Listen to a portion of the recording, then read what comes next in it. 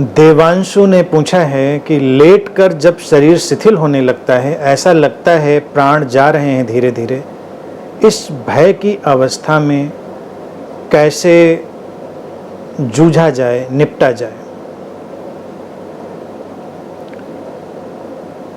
देवांशु, देखो, शरीर शिथिल होता है और अगर शांति घटती है अर्थात ध्यान घटना प्रारंभ होता है, तो हमारी जो जानी पहचानी आदतें होती हैं, हमारा जो जाना पहचाना ढांचा होता है, वो विसर्जित होने लगता है, वो डिसॉल्व होने लगता है, खत्म होने लगता है। हमारे जाने पहचाने ढांचे के खत्म होने की स्थिति जो है, उसमें कई बार हमको ऐसा प्रतीत होता है कि प्राण जा रहे हैं, मैं मरा जा रहा हूँ, मैं मिटा जा रहा हूँ। कई लोगों को ऐसा एहसास होता है जैसे हम एक अतल गहराई में, किसी अंधेरे में गिरते जा रहे हैं। हम एक साथ शरीर और मन है, बॉडी माइंड है। हमारे भीतर गहरे तलों पर जो कुछ भी घटता है, उसको अभिव्यक्ति हमारा ये बॉडी माइंड देता है, शरीर मन देता है।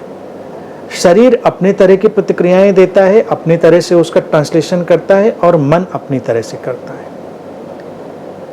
शिथिलता अगर हमारे अंतर्मन में आती है तो शिथिलता के कई पैमाने होते हैं। बाहरी शरीर भी शिथिल होता है, मन के ढांचे भी शिथिल होते हैं। हमने जो अपनी पहचान के खोल, जिरह बख्तर, गार्ड्स अपने ऊपर लगा रखे होते हैं, वो भी ढीले होते हैं, वो भी शिथिल होते हैं। हमने जो अपने ऊपर मुखौटे ओढ़ रखे होते हैं, वो भी शिथिल होते हैं, वो भी जाने लगते हैं। तो ये एक आइडेंटिटी क्राइसिस जैसी स्थिति होती है, एक ऐसी संकट की स्थिति जिसमें हमारा जाना पहचाना होना मिट रहा होता है। इसीलिए ऐसा पता चलता है। अब तुम पूछते हो इससे कैसे निपटें, कैसे जूझें, तो ये बहुत सरल है। एक बात तो तुम यकीन से समझो कि तुम मरने तो नहीं जा रहे हो, मरोगे नहीं। ये केवल एहसास हो रहा है किसी मानसिक तल पर जो पैटर्न है उसके खत्म होने का। तो वेट करो, ठहरे रहो। अब भय लगता है तो भयभीत रहो। भय में अगर तुम कांपने लग जाओ तो कांपो, भयभीत रहो, लेकिन ठहरे रहो, भागो नहीं। तुमको लगता है तुम मिटने जा रहे हो, एक बार अपने अंदर संकल्प पैदा करो, ठीक है, मिट जाएंगे तो मिट जाएंगे, खत्म हो जाएंगे तो खत्म हो जाएंगे, देखते हैं क्या होता है। शिथिल रहो और अलाइव हो जाओ और सेंसिटिव हो जाओ। धीरे धीरे तुम देखोगे कि एक थ्रेशोल्ड आएगा, एक सीमा रेखा आएगी, जब वो भय की स्थिति है वो समाप्त होगी।